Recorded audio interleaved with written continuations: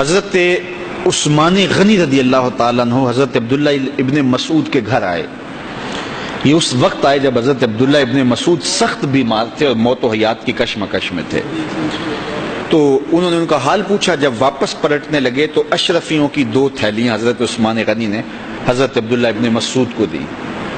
تو حضرت عثمان کو تھیلیاں دیتے ہوئے دیکھ کر کے حضرت عبداللہ ابن مسعود صحابی رضی اللہ تعالیٰ عنہ نے کہا یہ کیا ہے؟ کہا یہ جو ہے ضروریات پوری کر لینا. تو آپ نے کہا کہ میں تو جا رہا ہوں, میری تو ضروریات ختم ہو رہی. تو کہا حضرت آپ کی بیٹیاں تو ہیں, بیٹا تو ہے نہیں, تو یہ آپ کے بعد آپ کی بیٹیوں کے کام آ جائیں گے. تو حضرت عبداللہ ابن مسعود کا یقین دیکھیے, فرمانے لگے کہ یہ کسی اور کو دے دو, میری بیٹیوں کو ضرورت نہیں رہے گی, اس لیے کہ میری بیٹیاں اتنی دیر تک سوتی نہیں ہیں جتنی دیر تک سورہ واقعہ نہیں پڑھ لیتے. اور میرے رسول نے وعدہ کیا ہے, اور یہ بات میں نے اپنے کانوں سے سنی ہے, کہ سورہ واقعہ جو ہے وہ فقر کو دور کرتی ہے, اور میری بیٹیاں سورہ واقعہ کی عامل ہیں.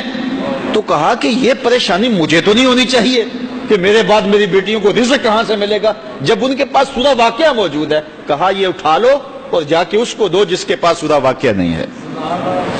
تو روز سورہ واقعہ پڑھو, روز سورہ واقعہ پڑھو, تو دیکھنا رزق کے دروازے کیسے کھلتے ہیں. میں جب بھی گیا ہوں, اور اب بھی, کیونکہ میرے تو اتنے اخراجات نہیں, سادہ سی زندگی ہے, لیکن جامعہ کے حوالے سے ایک مسئلہ ہے, تو جب کبھی ایسا ہوتا ہے تو میں بچوں کو بٹھا کہتا ہوں سورہ واقعہ پڑھو, اور خود سورہ واقعہ پھر معمول بنا لیتا ہوں, تو پھر اللہ ایسی جانب سے رزق دے دیتا ہے کہ پتہ بھی نہیں ہوتا. تو سورہ واقعہ معمول رکھو. آخری بات, اور وہ حضرت سہل بن سعد الساعدی رضی اللہ تعالی عنہ کی مرویات سے ہے.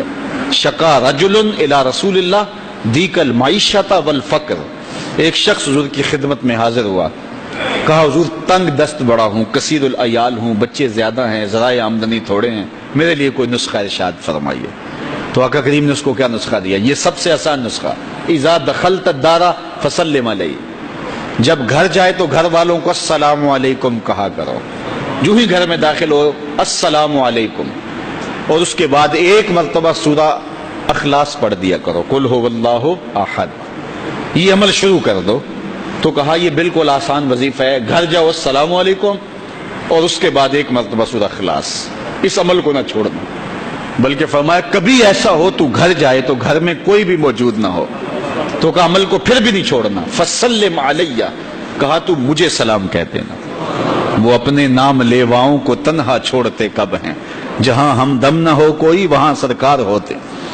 کہا کہ جب کوئی نہ ہو گھر میں تو کہا عمل نہیں چھوڑنا, پھر مجھے سلام کہنا, اور پھر ایک مرتبہ سورہ اخلاص پڑھ دینا. وہ صحابی کہتے ہیں میں نے عمل شروع کر دیا, گھر جاتا السلام علیکم, گھر والے بھی خوش, اور اس کے بعد سورہ اخلاص بیٹھنے سے پہلے پڑھ لیتا. اور اگر گھر میں کوئی نہ ہوتا پھر تو مجھے چاہ چڑھ جاتے, پھر میں یا نبی سلام علیکہ پڑھتا, پھر حضور کی بارگاہ میں سلام پیش کرتا. اور ملا قاری نے اس پہ گفتگو کی ہے مرقات شرح مشقات کے اندر, کہ آخر حضور کو سلام کیوں کہنا ہے. انہوں نے جو لفظ کہے ہیں لفظ سنیے, وہ کہتے ہیں لِأَنَّا رُوحَهُ علیہ السلام موجود فی بیوت المسلمین. اس لیے کہ آقا کی روح مومنوں کے گھروں کے اندر فیض بانٹ رہی ہوتی. تو کہا پھر مجھے سلام کہہ دینا. وہ کہتے ہیں میں جاتا اور حضور کو سلام کہہ دیتا, اور اس کے بعد سورہ اخلاص پڑھ دیتا.